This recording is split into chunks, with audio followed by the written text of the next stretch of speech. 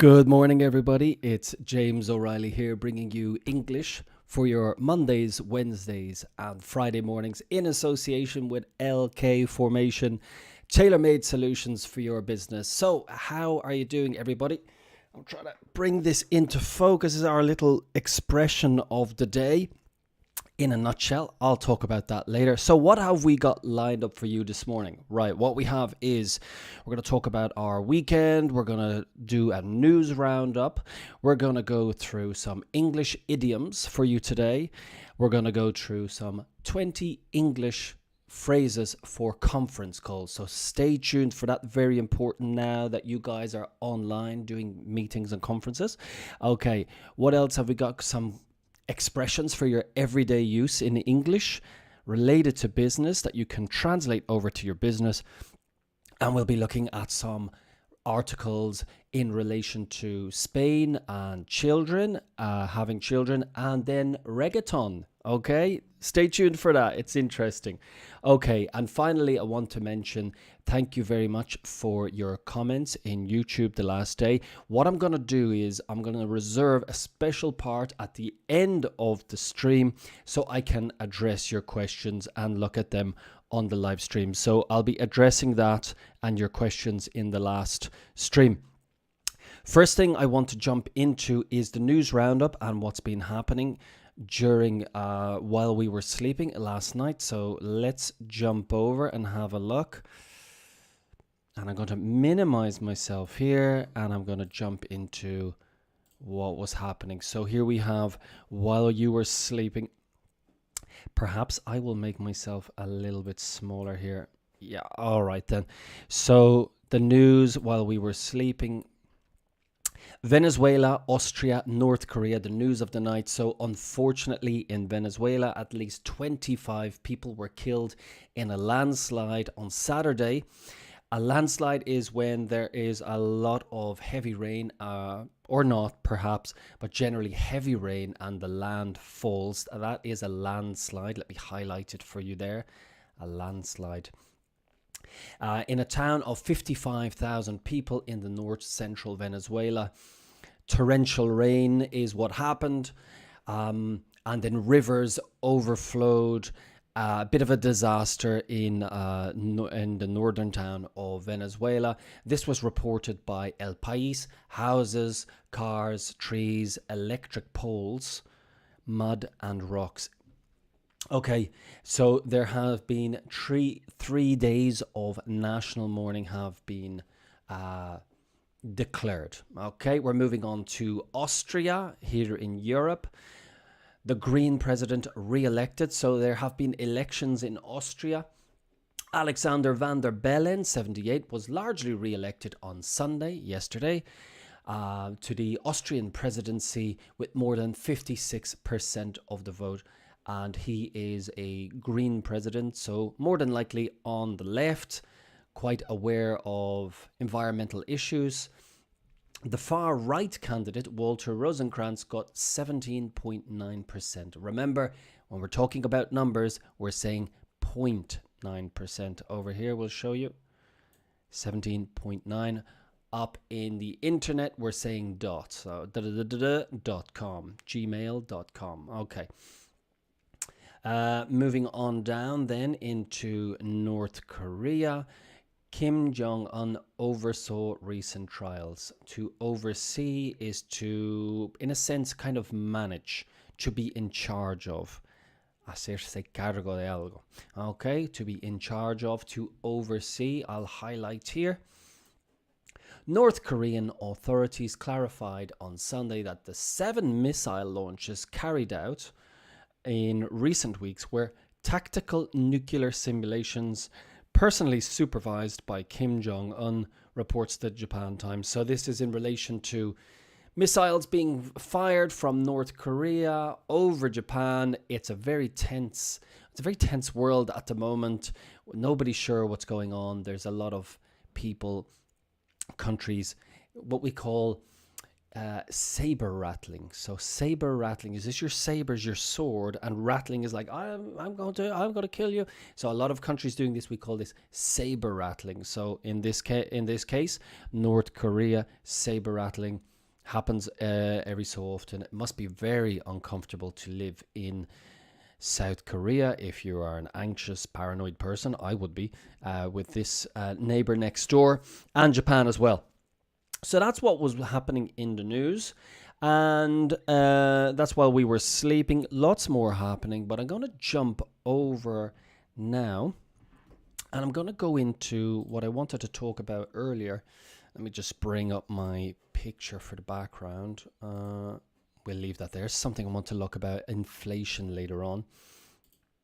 And I'm going to go into some English idioms. So let me get rid of that and put this up, and we're going to look at some idioms. So give me a second. I have these on my phone that I wanted to talk about, and there they are. I'm going to give you 5 business idioms that we can talk about, and one of them is in the background. So let's start off with the one in the background, if I can find it. It's in the picture, I remember. Right. So what you can see in the background here is the expression or the business idiom, very common in everyday use, is, as you can see, quite large behind us, is in a nutshell. Very commonly used in English. In a nutshell means to summarize something in as few words as possible. So if I have a presentation on something and I want to just summarize it very quickly, I'll say, guys, in a nutshell, what I'm going to talk about today is how we can improve our sales techniques for the coming year. Okay, and maybe I'll have lots of different things in my, it's going to be a 3-hour presentation, but in a nutshell, it's how we can improve our sales techniques for the coming year. And that's in a nutshell. Very, very commonly used in English, in daily speech, in business speech. Try and use it today. It could even be substituted by the word basically. Okay, so if you want to say basically, try and say, dare yourself to say in a nutshell, and whatever you want to say. It's very commonly used in English. If you can't use it, keep your ears open. You will hear it from native speakers, and hopefully more and more from international speakers as well. A very common expression. The next one is a long shot. A long shot. This phrase comes from sports like basketball, for example, when a player is trying to shoot from a long distance. It means something is unlikely to happen with very little chance of success. And I'm going to give you an example now. Getting a senior position in the corporation one day is a long shot, but if you don't try, you'll never find out if it's possible. So it's something that is unlikely to happen. It is possible, but it's unlikely to happen. But if you want it to happen, keep trying. It's a long shot, but so you often hear this in films, you know. Someone comes up with, I have an idea. What's your idea? So, well, you know, it's a long shot, but so it's a long shot. Unlikely to happen. Very little chances of success. But when it's in the movie, guess what happens usually? Okay, that's number 2. First we had in a nutshell. That one's in a long shot. I hope these will be useful for you in your work today. If you can remember any, try and use one. Number 3, back to the drawing board. I'll often repeat these, so don't worry. We'll see them time and again. Back to the drawing board. Here's the drawing board over here where I'm going to make my plans and so on. This expression means to start something again and begin because it's not working as you would have expected or as you would have liked. So that's let's go back to the drawing board. I'll give you an example. The project is not going to plan. Let's get back to the drawing board and fix what's going wrong. Okay, fix what's going wrong. Let's get back to the drawing board. The project is not going as planned. Let's get back to the drawing board and fix what's going wrong. Super. On to number 4. to corner the market. This is what you want to do in your business, is you want to corner the market. To control enough quantity of a product or service that enables one to change the market price willingly. It can also mean that only one making or providing a given product or service. So do you know anyone in your industry who has cornered the market? Let me give you an example to make it more clear. Intel has pretty much cornered the market of microprocessors for servers. Their direct competition, AMD, is a distant second. Let me know in the comments, especially on YouTube or here on LinkedIn as well. Is there any area where you feel your business has cornered the market, or where you would like to corner the market? Let me know in the comments in YouTube or on LinkedIn. And finally today, my hands are tied, or hands are tied, because it could be our hands, your hands, my hands. Okay, what does that mean? Hands are tied. I'm going to give you a visual. It's when your hands are tied. Okay, your hands are tied. There's something around you. So there's nothing you can do with your hands. Okay, what does it mean? When you are unable to carry out, to do, any meaningful action because of regulations, rules, or other people with authority. Example, I wish I could help you cut through all of this red tape. And I'll explain what that is in a second. But my hands are tied. My boss won't let me. So red tape is administrative procedures. Let me repeat. I wish I could help you cut through all this red tape, but my hands are tied. My boss won't let me. So I'm unable to help you. You have problems with administration, lots of red tape. My hands are tied. I'm unable to help you. My boss won't let me. Okay, so there you are. You're 5. Let me run through them again. In reverse order, my hands are tied. To corner the market, back to the drawing board, a long shot, and right behind me, in a nutshell. Useful expressions, try and use them. They're very common in English and they work perfectly in a business setting. Okay, keeping with the human resources theme, which is in relation to business, I'm going to now talk to you about, where was it? Phrases for conference calls. This can be very, very useful. Let me get it up. Often when you're talking about your computer screen or something, I have a screen here in front of me and also my computer screen. I want to bring something up on the screen. So if you're doing a conference or if you're doing anything, you're sharing your screen, say, I'll bring it up on the screen now. Right, so how to start a conference call, or let's say a Teams call, Zoom call, whatever platform you're using. This is how you're going to introduce how to start your conference call. We have an expression which is, I would like to welcome everybody here today. I'd like to welcome everybody here today. I am moderating the Zoom call. I'm moderating the conference. I'd like to welcome everybody here today. It's a great one. Thanks for attending, everybody. Good to see you here. Another one. I'm going to give you 4, okay? That's 3. That's 4. I'm going to give you 4 for starting the conference call. We started with, I would like to welcome everybody here today. Next, thanks for attending, everyone. Here's a great one. Could you all, when speaking, state your name clearly? Okay, so when you're speaking, hi, this is James from whatever business you're from. Hi, James from LK Formación. I just want to know, so stating your business and stating your name. Please indicate or say which office or department you represent. Okay, James from the sales department. Hi, this is James from the tech department.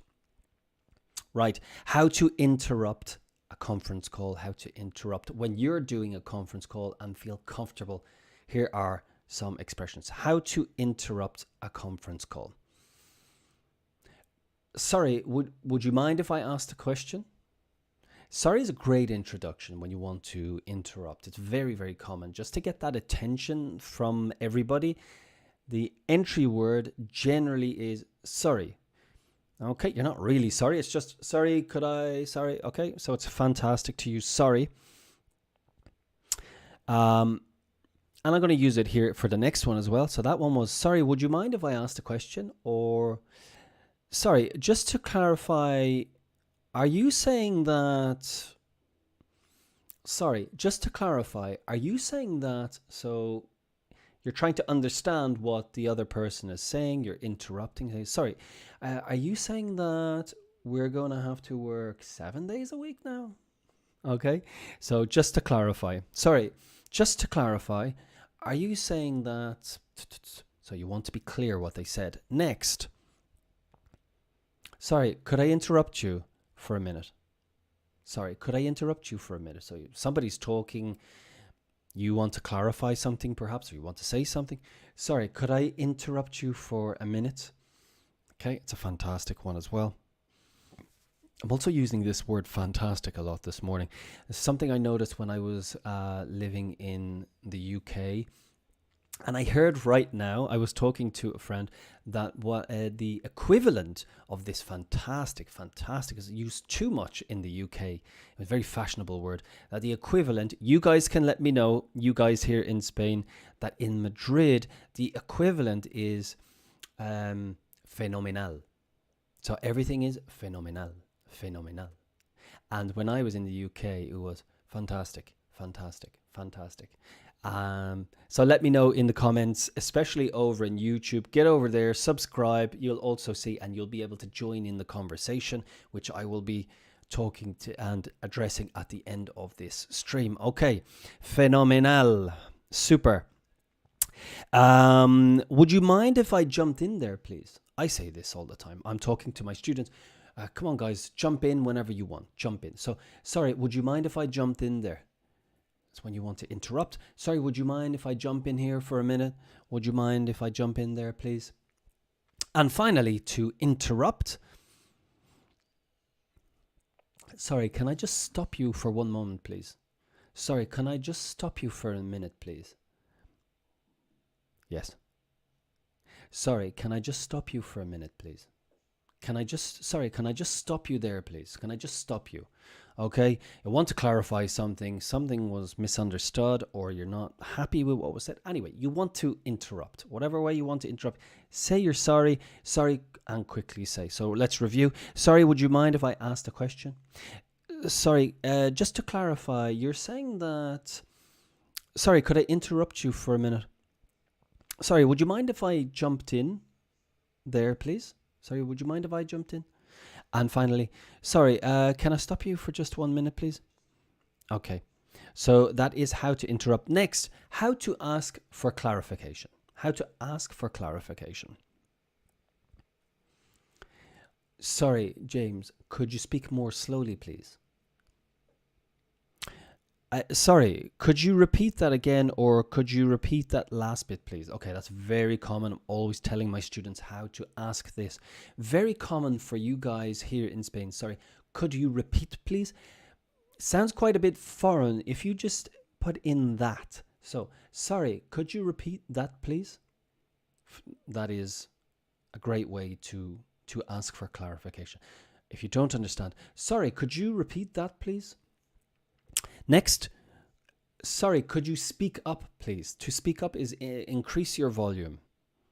Okay, I can't hear you. Could you speak up?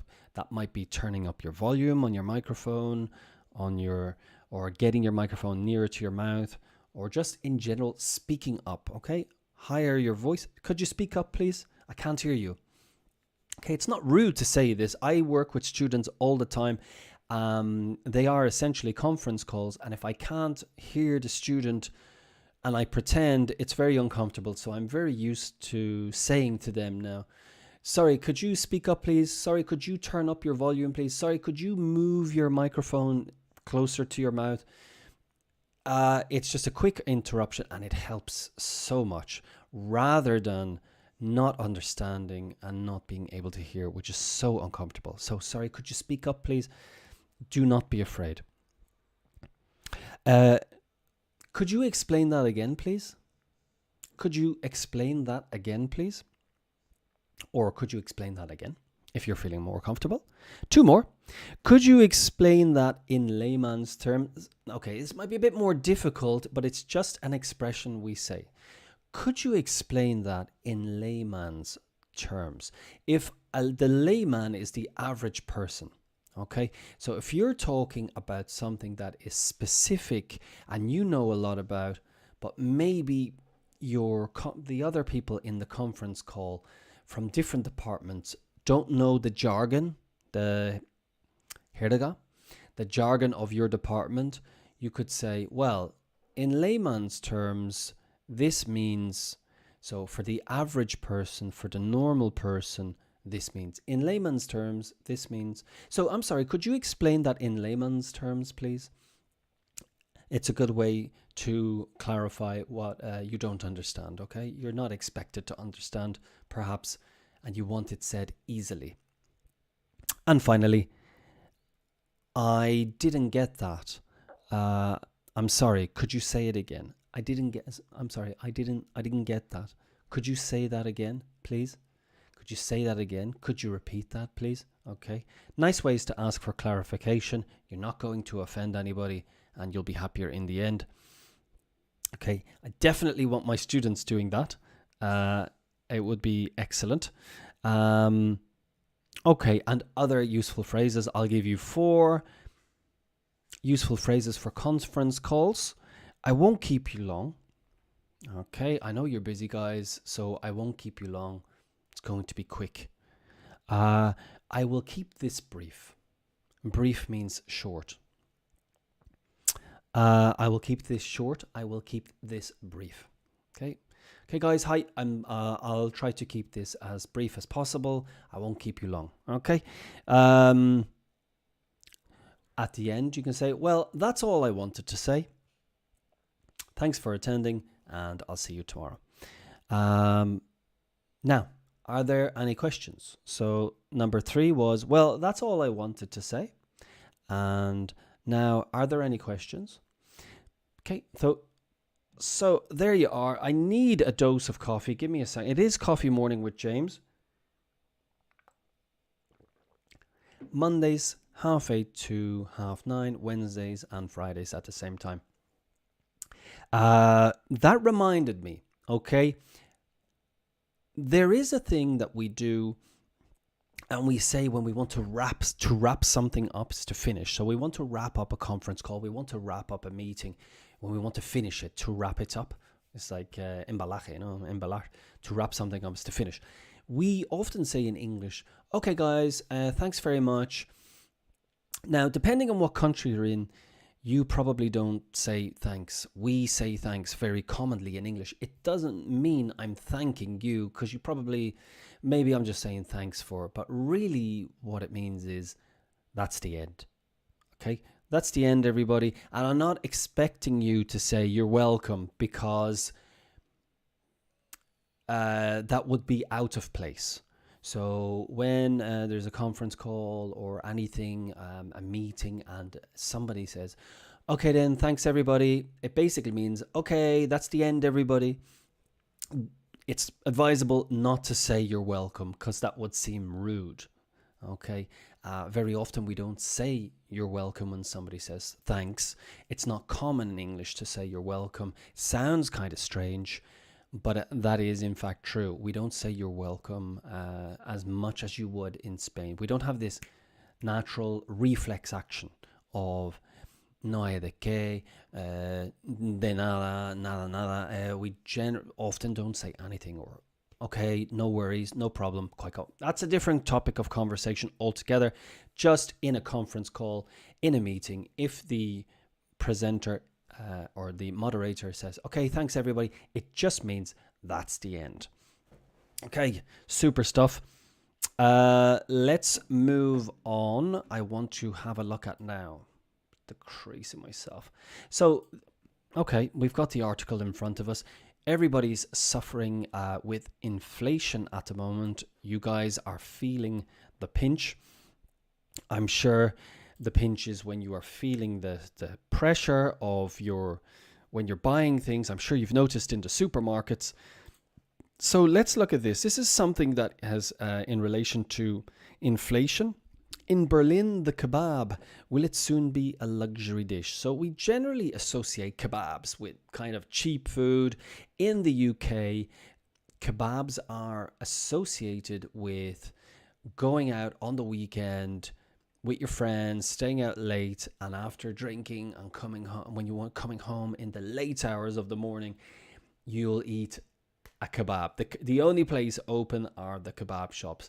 Let me know in your country what you do after having a late night out. What's open? What do you eat? Do you eat sweet or savory? Savory is more salty.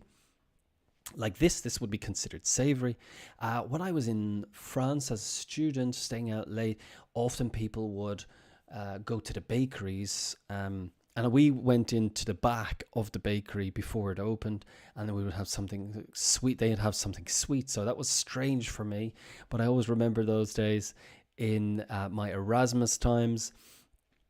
So this is soon to be a luxury meal. We don't consider it luxury. It's a kebab. It's supposed to be fast food, cheap food. And here we have it. It says that the time of a 350 euro kebab is just a distant memory. The price of it has increased to, let me see down here, it says €6 is what I saw earlier. I'm going to read some of it. Okay. In Berlin, the German capital of street food, prices sometimes reach €6 each, and it could still increase. The example of the kebab perfectly illustrates the way in which the various crises combine, explains the Hamburg magazine. The cost of cooking increases with that of gas, the price of bread with that of flour, and the price of meat with that of animal feed. So what's happening here is everything is increasing. The price of bread is increasing. The price to feed the animals is increasing. Therefore, the meat is more expensive. Everything is more expensive. So one thing that with inflation that is hitting all of our countries, the price is increasing. But as I said, very cultural in the UK to have a kebab after going out at night with your friends. And whereas where I lived before in Turkey, a kebab is taken more seriously. But another thing there as well is inflation has rocked that country, which has really destabilized the country. Everything is very, very super expensive there as well, and food in general has just increased by a lot. What is your relation to kebabs, guys, in Spain? When do you eat kebabs? How do you consider it? Is it fast food? Do you do what we do in the UK and eat it after a night out? What do you guys eat after a night out, and what have you noticed most has increased with inflation? Also quite interested to hear from anyone else around the world. And I just remembered something I wanted to talk to you about in relation to food, also will have increased, is I was out yesterday and I was having a meal with some friends, and the husband is from the UK, and we were talking about the typical breakfast from the UK and Ireland, where I'm from, and they're typically similar. And I'm going to show you a picture now in our little culture corner. So let's find a picture here. If I go into Google and I'll put in full English, and you'll see what comes up first is the full English breakfast. Okay, the culture corner. Here we go. And let's have a look at some images. Okay, here we go. Okay, we'll take the first one and we'll visit this website. A breakdown. A breakdown is an explanation. So here you guys can see a plate of a full English breakfast. This is very typical. However, you can't and you don't have time to eat this every day. We're all very busy. We're getting up and we're running out the door. However, on the weekend, this is often what people would love to eat in the UK. What do we have? Mushrooms, fried tomato, tomato, tomato, potato, potato. Okay, so in the UK it's tomato, in the US it's tomato. Okay, in my house, my wife says tomato, I say tomato. Okay, so interesting. Okay, mushrooms, we will go from left, from right to left. Okay, mushrooms here, fried tomato, baked beans from a tin. The most popular being Heinz beans, and they're famous. One of their famous marketing strategies before was the slogan, Heinz means beans. And it just stays in your head. This is the marketer's dream, to have that slogan that stays in your head. So this is hugely popular in the UK for people, because not only will you have it for breakfast, you'll have it for a lunch snack. If you come home for school for lunch, you'll have it as a anytime snack, and you'll have it in the evening if you're feeling a bit peckish. Peckish means a bit hungry. Beans, very versatile, and most commonly on toasted bread. Toast is just bread that has been toasted. We call toast. If you want a sandwich, which you call toast, that is a toasted sandwich. Okay, but toast is just a bread. Down here we have black pudding, which is, you'll recognize here in Spain. It is morcilla, black pudding, eggs, sausages, and bacon. Rashers of bacon. Accompanied by, I think we see a cup of tea here. You got the toast there with butter. Olive oil is not popular, because it's not an olive oil country, it's a butter country. So butter on your toast. Tea, and that has no milk, so that can't be a cup of tea, can't be a real tea. And that is the full English breakfast. So it says bacon, sausages, eggs, tomatoes, mushrooms, toast, and beans all on one plate is a full English breakfast. The most ultimate breakfast ever. What do you guys have for breakfast? What is your weekend breakfast? When you have time to have your lovely breakfast on a weekend, let's say, what do you eat? Wherever you're from, let me know. Is it better than the full English breakfast? I've noticed when you go to a country, everybody is proud of their breakfast. As I said, I lived in Turkey before. Their breakfast is phenomenal, fantastic breakfast, amazing. But sometimes I just love a full English breakfast, or as we say where I'm from, it's the same thing essentially, is a full Irish breakfast, like Catalan and Valenciano. It's the same thing, maybe a few differences here and there, but full English, full Irish breakfast. The one difference between the Irish one is we have this black pudding, but we also have white pudding, which is just the white version of the black pudding. It's one difference I noticed in the UK when I was living there that they didn't have. Fried tomato, if you haven't tried it, it's beautiful. And there you go. That's the full English breakfast. And another thing I wanted, it just reminded me, breakfast on the weekend. It's gone. Don't worry.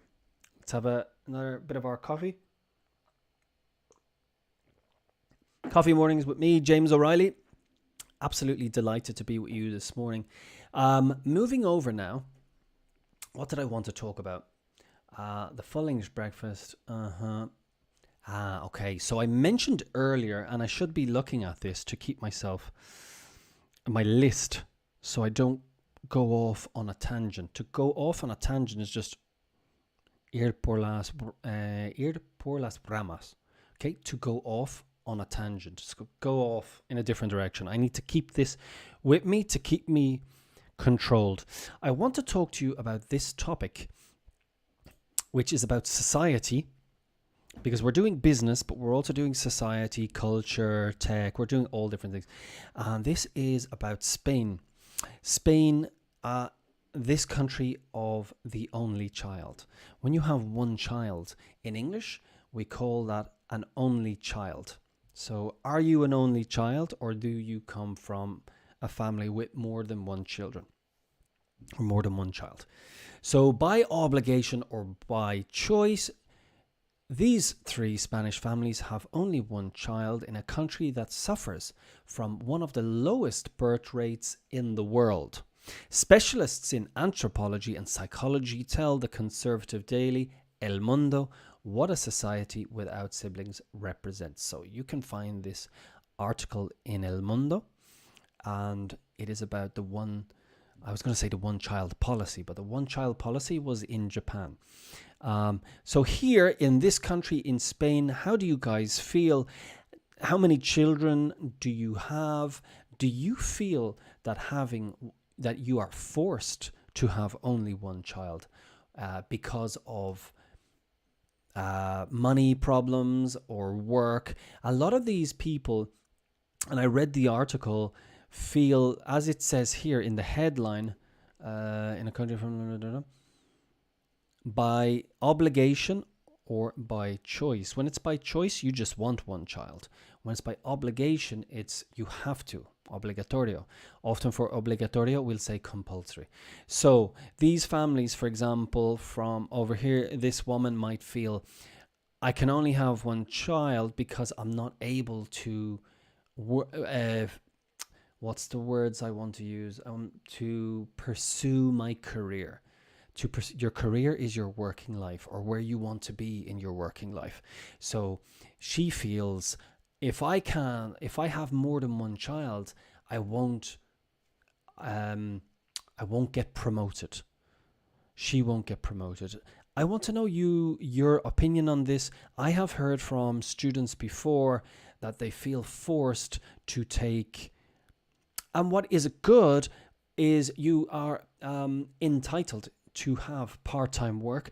However, once you take part-time work, do you get the same opportunities for promotion as a woman? Let me know in the comments, and I'll address them in YouTube at the end or later on. Does it stop your career, or is it just you only want one child? So as I said, I've been told by many students before in the past, they work part-time. However, when you work part-time, you get overlooked for promotion. The women, and generally it's women. In my case, in my house, I am the person who is working part-time, but mainly it's women who take care of the children, and it's affecting their careers. Another thing is we have inflation, we have the price of things, putting your children into the best schools, putting your children into childcare, guarderías, nannies, niñeras. Are these things stopping you? It seems that in this article, nannies cost a lot of money, the guardería, working part-time. A lot of families are unable to have 2 children or more children. So let me know your opinion. Here where I live in Malaga, I notice, to be honest, I noticed more in Madrid.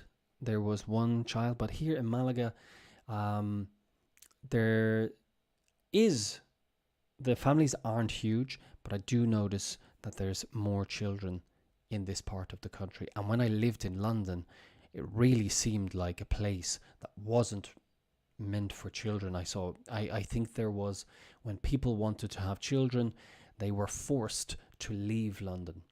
Okay, I have family living there at the moment, and they have to commute from outside London, and they commute into London to work. A very expensive place to live. And also now, you guys, many of you guys working in Madrid, it's awfully expensive. How do you feel? Do you feel that I can't have my apartment is too small to have more children? Let me know your experiences. Let's jump down and have a look at one of the experiences of these families and see what it says. Okay. Well, calm down. I want to get some quotes in here. We'll start at the top. Okay. At 11, Alonso is already a preteen. Alonso, tell us why you don't want siblings. So this is the child talking. Because they're going to break my things. They're going to want to fight. get into my bed and prevent me from sleeping. Before I wanted a brother, but rather a big brother. Why? To remain my parents' favorite. So even the children are quite happy not to have brothers and sisters. I do remember when I was teaching young children, often when the family was preparing for a new child, the older child often would be jealous and didn't want a brother or sister. They wanted to be the most important. I don't know if you guys remember this. If you have children, let me know your experiences. Also, people who don't have children, let me know your feelings in the comments. How do you feel? Do you feel pressure to have children, or you don't want children, or why in this case? Okay. The developed world is having fewer children. Women are fighting for a place in the patriarchal society. Let's kind of people tend to have fewer children and raise them together in order to share the workload. But the balance between work and private life remains difficult to find, and the economy goes from crisis to crisis. Another thing, let me know, is when we talk about this, sometimes having one child can feel.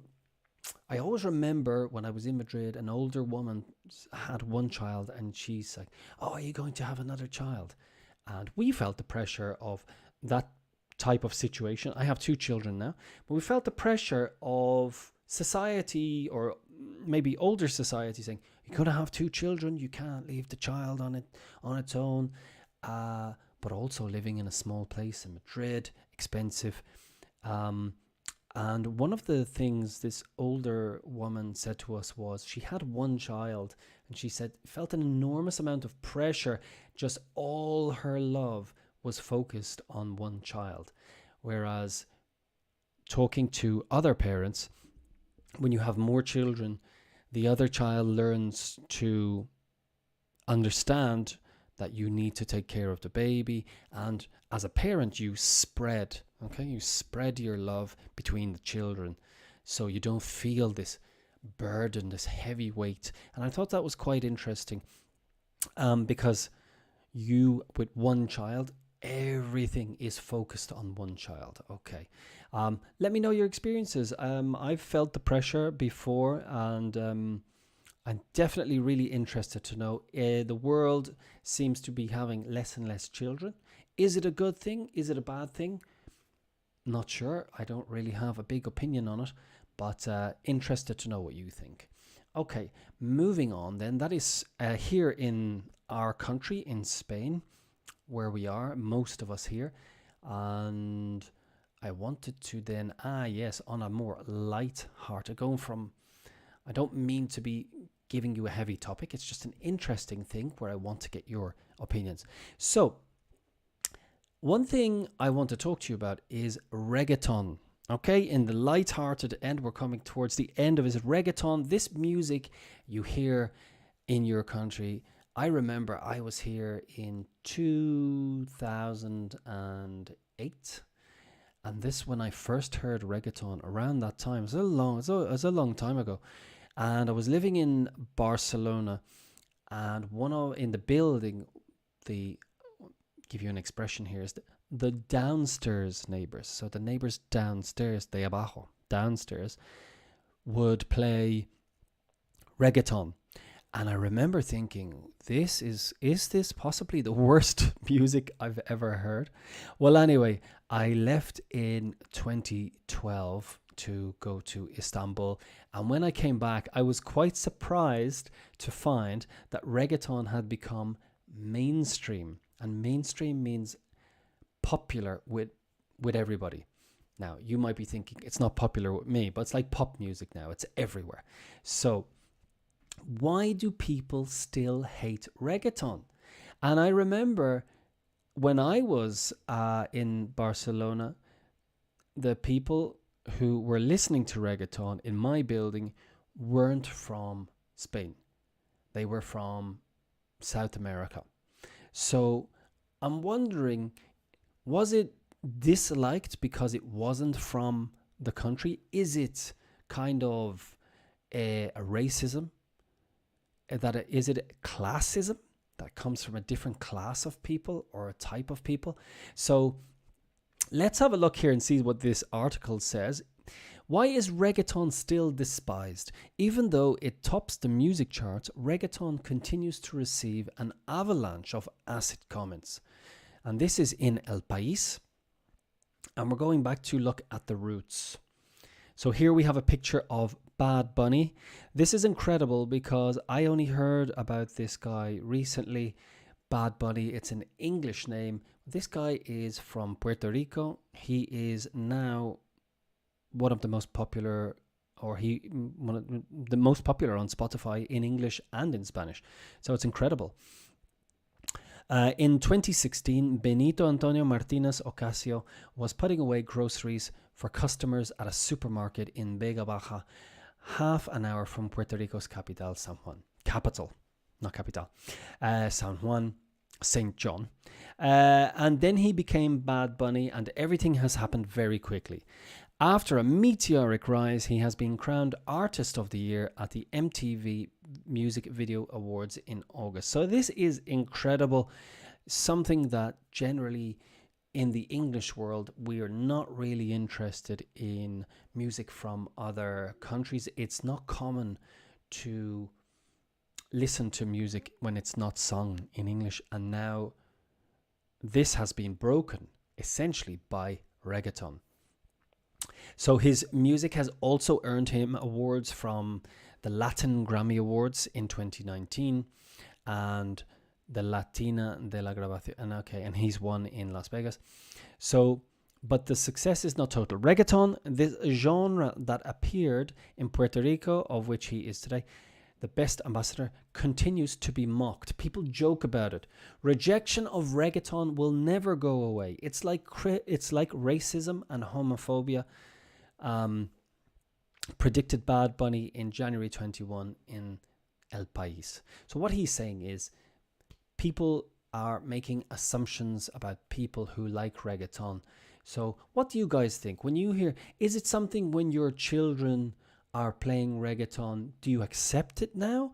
Or do you say, don't play that, I don't want you to listen to that music, that is the music of those people, that is the music from over there, it's not educated, it's for, and essentially this is what happened to other music genres before. So back in the old days, don't listen to rap music, don't listen to hip hop, and if we go back further, don't listen to rock and roll, don't listen to music from black artists in the old days, like the blues, or I can't think off the top of my head, but all these musical genres before, where there was they were mocked, they were despised, and then they got into popular culture, and now they are mainstream.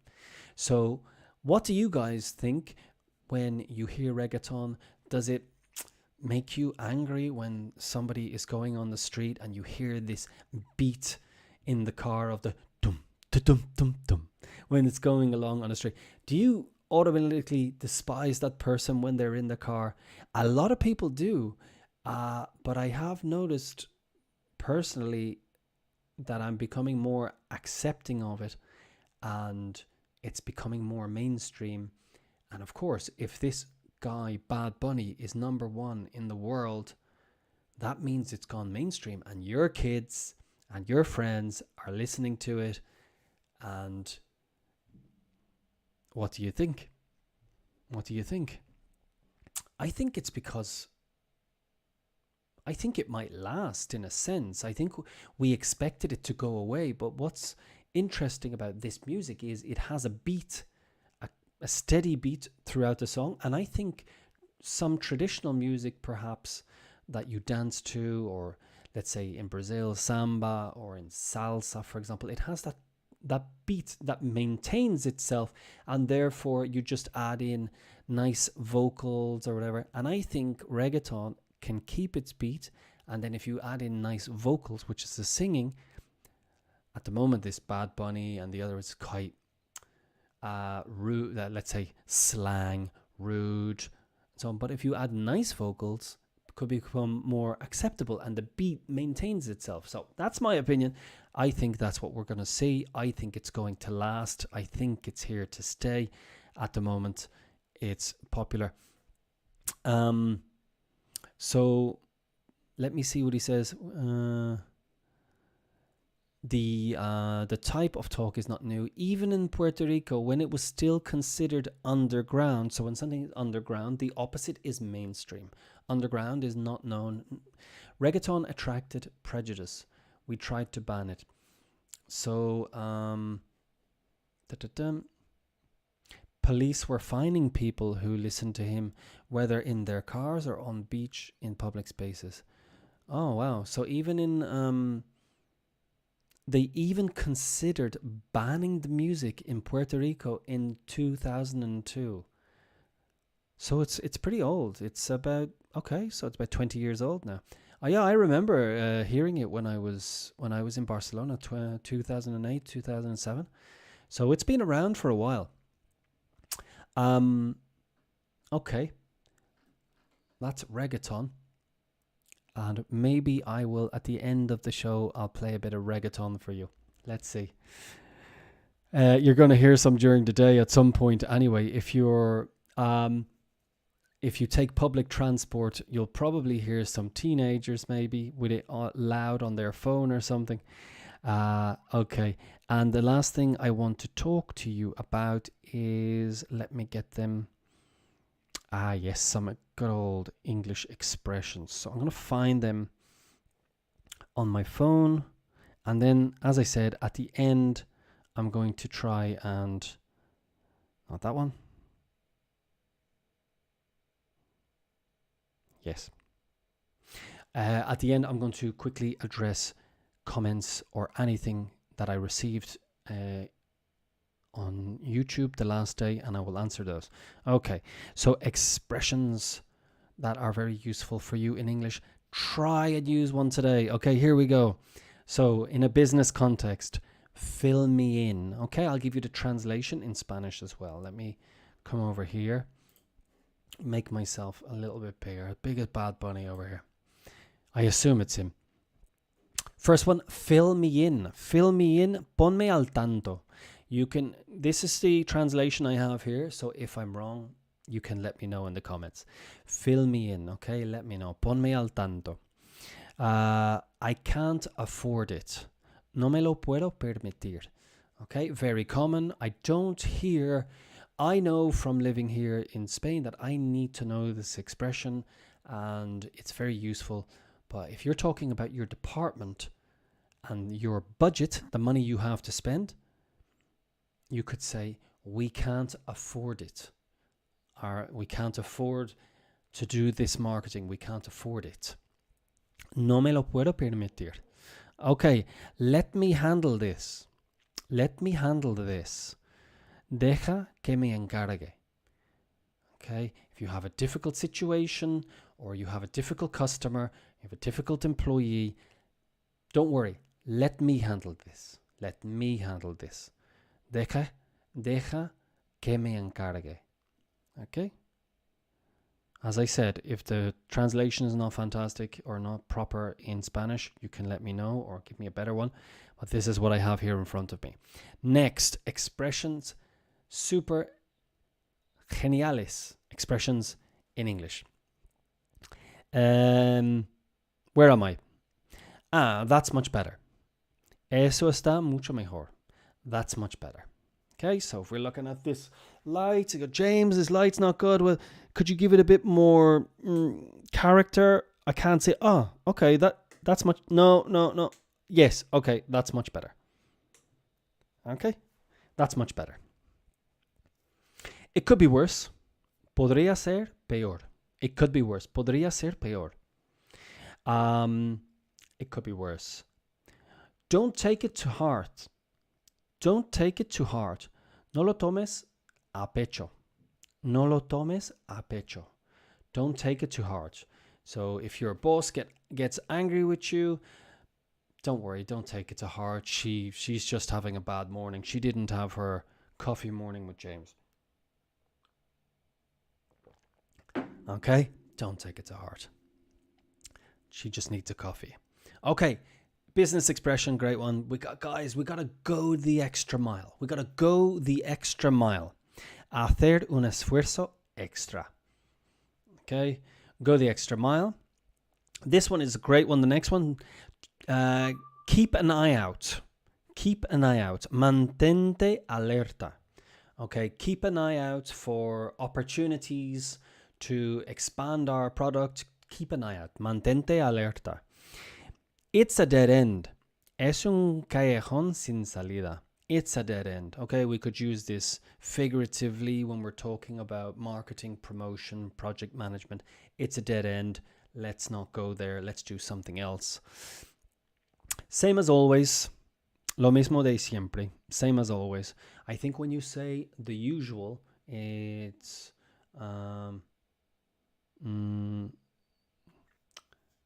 lo de siempre or something, the usual. But here we have same as always, lo mismo de siempre. When you go into a shop and somebody comes, yeah, can I help you? Can I get you anything? You say, I'm just browsing.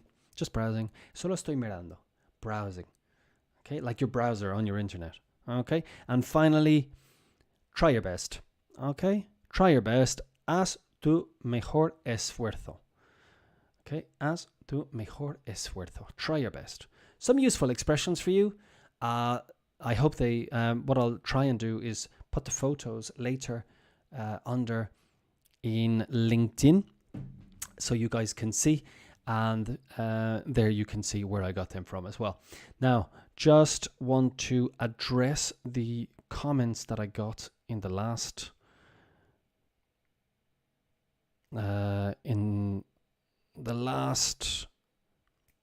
stream that I did, and I'm going to get into it now. Let me just find it here. 1 second. So I'm going to address the first question that I got. I remember seeing it the other day, and that was from Okay, Marco, I'm addressing you. You asked me a few questions earlier. Marco Arrieta, thanks for contacting me. And you were asking me, what is the difference between the D and the T in the British and the American? Americans pronounce with a D and the British with a T. This is, it depends. It depends on the specific area, and it's just part of the where they're from. I'll give you another example. But anyway, let's take the word better. Okay. Generally, you'll hear in the United States better, which is kind of light sound, better. And in certain parts of the UK, you'll hear better. But often you'll even hear better. Better was completely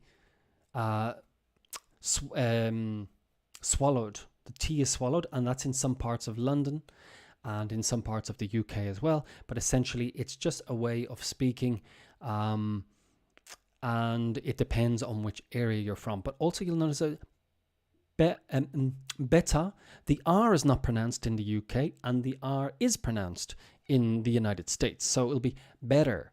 And in the UK, it will be better. You see, I'm not saying the R at the end. I'm saying better. R, my hair. So often, if you want to get good pronunciation from UK, drop the R. Very difficult to do, but in the US, the R is pronounced. Okay, you're asking me also if I will be having guests someday. It is definitely something I want to do. I want to get people from different industries, different parts of the world, do a conversation. So I will be focusing on this very soon. I was looking at it on the weekend, how I can organize it. I would love to have people on to chat. And thank you as well for following the stream. Really appreciate it. And what you finally said, I'll bear it in mind. You translate as lo tendré en cuenta. Okay, thank you very much for those. And let me check as well to see the messages from today, which I can't even see. But let me have a look if it comes up. Yes. Okay, so Mikun Kabuto, thank you very much for joining as well. And Marco, again, will I have guests on? I've just answered your question. Yes, I definitely will. And I'll be in contact with you. If you'd like to come on, certainly would love to have you on and have a conversation in English with you and learn and also help these people with business English and so on. The more, the merrier. I want this to be interactive so we can enjoy our mornings. I'm going to sign off now. I'm going to jump into my class with my students. And I hope you all have a fantastic day. And Monday, it's difficult, but try and use some of the things I was talking about and drop me a message. Subscribe on YouTube if you can. Drop me a message in LinkedIn. Fantastic talking to you. Thank you very much. I will see you Wednesday at 8:30 in the morning. Okay, take it easy. All the best. Bye.